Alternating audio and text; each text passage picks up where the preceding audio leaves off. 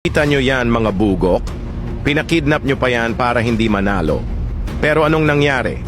Landslide victory at si PRRD pa rin ang nanalong mayor ng Davao.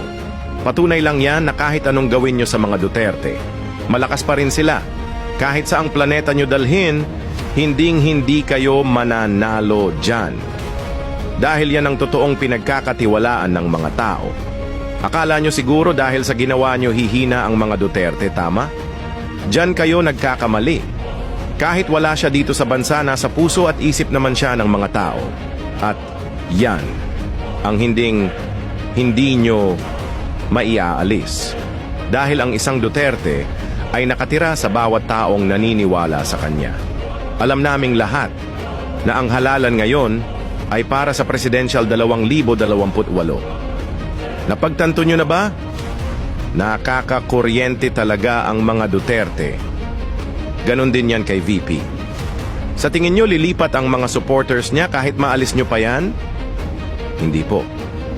Hahanap kami ng isang taong kakalaban sa inyo.